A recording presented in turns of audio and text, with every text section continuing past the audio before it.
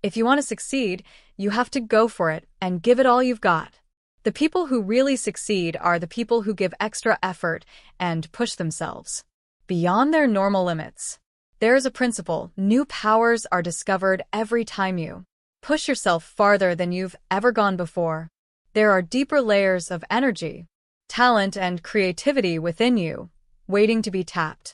No person ever fully discovers and develops all the potential within himself. Nobody ever drills the deepest well. Everybody, in his limited lifetime, falls short of uncovering the deeper talent and hidden possibility that lies far beneath the surface of his own consciousness. Hope. Hope is holding on, praying expectantly. It's never giving up. It's never quitting. A father once said to his boy, "Son, you gotta set a goal and never quit." Remember George Washington? The said, yes. Jefferson? Yes. Abraham Lincoln? Yes. You know what they all had in common? What? The father said they didn't quit. Remember Azad or McIngle? The kid said, no. Who was he? See, you don't remember him. He quit. Hope. It is one of the most beautiful words in the New Testament. And now abide faith, hope, love. 1 Corinthians 13 verse 13. At the International Psychiatric Congress in Madrid, Spain, which I attended, one of the main lectures was on the healing power of hope. Doctors, renowned psychiatrists from all over the world, gathered to discuss and agree that the single most important healing force is hope. Hope of recovery, hope of loving and being loved, hope of making it, succeeding. Carol Lovell is alive today because she had hope. Doctors attribute her survival after 5 bullet wounds in the head to hope as much as anything else. On September 4, 1981, Carol went to work early at the restaurant where she was employed as a bookkeeper. The building was empty, and she let herself in with her key. Soon Carol heard a knock at the door and recognized the man who stood there as a new custodian. After she opened the door to him, he began slapping her around and demanded that she open the safe. "You're gonna be dead if you don't open the safe." So, Carol opened the safe and gave him the money. Now, he has what he's come for. He'll leave. But the man was not done with Carol. He pulled her into the employee restroom, raped her, and shot her twice in the head. Somehow, Carol maintained consciousness. Sure that her wounds would kill her, she prayed, "Lord, help me. I don't know how to die. I'm afraid. Give me the strength to die. Show me." 97/120. Tough times never last, but tough people do. Robert H. Schuller. How? And then suddenly, she was able to pull herself to her feet. She thought, "I want to live. I don't want to die." She ran to the front of the restaurant and picked up the wrong phone, only to realize that she could not call out. She panicked when she realized her mistake, ran back to the office and called a friend. She was asking her to call an ambulance. When the man returned, seeing Carol, he shot her 3 more times. She fell to the floor, where she lay until the police and ambulance arrived. She remained alert and amazingly calm as she described her attacker and informed the emergency attendants that she was wearing contact lenses. She was so calm, in fact, that the doctors felt freer to take time to determine the best way to remove the bullets from her head. Her sister, Linda, arrived and began to fill her mind with hope and positive instructions. She told Carol, "You're going to be okay. You're going to make it. Don't let your brain swell. Don't let your body bleed." Amazingly, her brain never did swell, a common reaction to such a brain injury. For weeks as Carol lay in intensive care, her sisters continued to feed her with positive thoughts and scripture verses. After 6 months of surgery, recovery, and therapy, Carol was walking and talking as she had before the accident. Her only residual difficulty after her attack has been an arm that tends to be uncooperative. Carol's survival is incredible. She attributes her healing to hope. As she had said to me, "Only prayer and positive thinking kept me going. Tough times never last, but tough people do."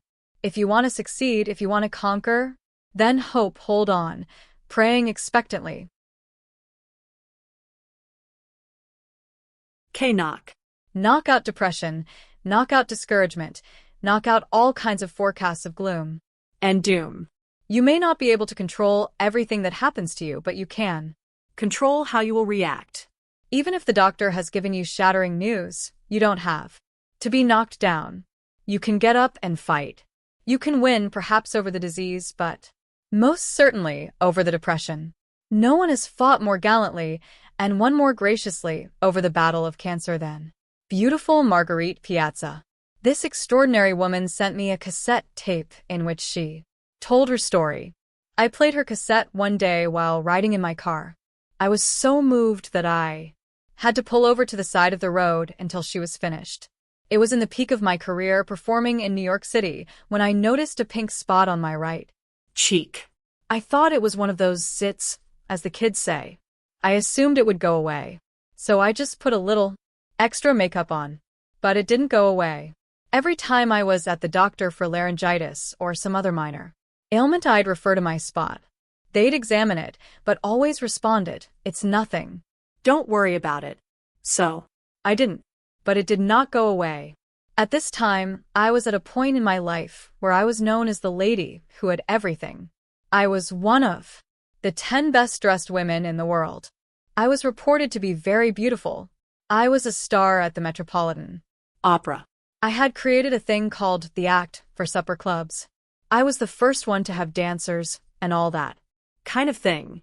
Variety claimed it was the birth of a new form of show business. Of course, today everybody does it. I was married to a wonderful man who was a great Southern gentleman and fun to live with. He had everything going for him. Suddenly my world fell apart. Billy died of heart failure. 2 weeks later, that spot on my cheek was diagnosed as melanoma, the worst form of skin cancer. It usually kills within 17 months, if it is not totally removed. They tried in 3 different operations to remove that melanoma from my cheek. They wanted to save my face because I was in show business. I was supposed to be beautiful, and show business is a business of beautiful people. If they did the radical surgery, I might end up like Scarface Lil. The 3 operations weren't enough. The doctor said, "Marguerite, you must have radical surgery if you're going to live. You do have a choice. You can take a chance and decide not to have a radical. In so doing, you will keep your beauty, but you'll probably end up in a coffin. Or you can let us do what we have to do, the radical. Then you'll have a possibility of living." I was scheduled to sing that night. The house was sold out. The theater was packed with people who had come to hear me sing and see me dance. What do you do at a time like that? Well, you do what you're paid to do. I was paid to lift people. So I prayed for strength. I went on. And each time there was a costume change between scenes or acts, and I took the costume off, hung it on the hanger, and got the new dress on. I hung my troubles on a hanger, left them in the closet, and went on stage. I sang my heart out and danced for all I was worth. The people loved it. I did what I had to do on stage, and I did what I had to do for my children. I had the complete, radical surgery. Yes, I had 6 young children. I had no sisters or brothers. Now that their father was gone, I was all that they had. So I promised the Lord if he would just let me live so I could take care of my children that I'd never complain. I went through the radical. They removed my entire right cheek, all the glands in my neck, the carotid artery, and the muscle in my right shoulder. I was the worst-looking sight you'd ever see in your whole life. I came home. I showed the children what had happened, and I explained to them that I was going to be okay. They were still very shaken from the recent death of their father. Yes, sir, I was going to be okay. I didn't know if I could go back into show business or go back into supper clubs. It takes a lot of fortitude, and I didn't know if everybody would accept me with this scarred face. I had 10 or 11 plastic surgeries to remove the scars. I'm singing again. I'm performing for my Lord, and He has pleased me. He has brought a wonderful into my life who has become my husband and has been a great father to my children. I liken my experience to that of a child who is totally absorbed in something. My son Gregory would be reading a book or watching the tube, and I'd say, "Gregory, come here." He wouldn't seem to hear me. I once asked the doctor, "Do you think that child is deaf?" He said, "No, of course not. He has a great sense of concentration. But, Marguerite, if you want his attention, go up to him and shake him a little bit. He'll look at you. Then tell him what you want." That's the way it was with me and the Lord. He needed my attention. I wasn't doing exactly what he wanted me to do yet. So he shook me with a second cancer. I couldn't believe it. But there it was. I went through 72 hours of radiation and another operation. That is when I learned that stress can kill you. It Almost killed me because I was filled with stress. Stress was controlling me. If there's anything I've learned through all of this, it's that the mind is extremely important. What you focus your thoughts on will be manifested in your outer life. If you think stress and fear, they will manifest in your life.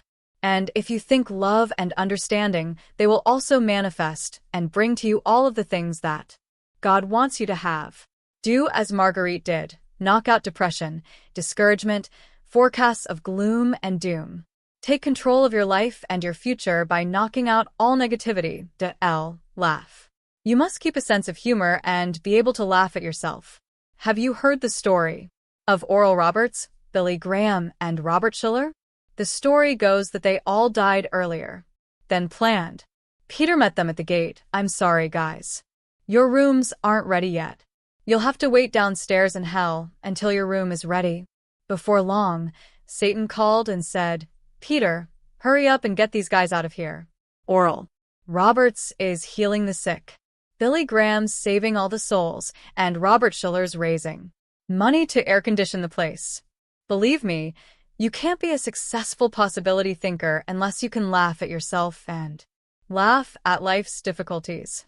If you keep your sense of humor and laugh, then you'll be able to love. I really don't think it's possible to love until you laugh first. People who try to love before they laugh take themselves too seriously. There are too many counterfeit forms of love and too many people who say, "I love you because I need you," or "I love you because I want you." Such possessive forms of love are not real. They seek to get something from the other person instead of giving something. When you laugh, you can love because then you're loving people because they need you and the joy you can bring to their life. And make it happen. You can make it happen when you manage, because possibility thinking is really another label for dynamic mental management. You make it happen. 101/120. Tough times never last, but tough people do. Robert H. Schuller. Colonel Norman Vaughn is a man who has led one of the most exciting lives imaginable. He made it happen. He wanted adventure, so he went after it. The son of a financially capable father, Vaughn was a sophomore at Harvard when he picked up a paper and read, "Bird to the South Pole." He felt destined to go. Something said to him, "Get going. Close your books." So he did. The next day, he was at Admiral Byrd's House. Norman rang the doorbell. The maid came, but wouldn't let him pass the door. She said that only those who had an appointment could see Commander Byrd. He was nothing but a college kid. After a moment of disappointment, he turned and walked down the steps to the sidewalk. When he hit the sidewalk, he quickened his pace and almost ran to the newspaper office to see the man who had interceded for him and relay his hopes to Admiral Byrd. It worked. Commander Byrd accepted his proposal. So Norman left Harvard immediately. He went to where Admiral Byrd was assembling his dogs, and he devoted a year to the commander's work, sleeping on the ground in a tent, winter and summer.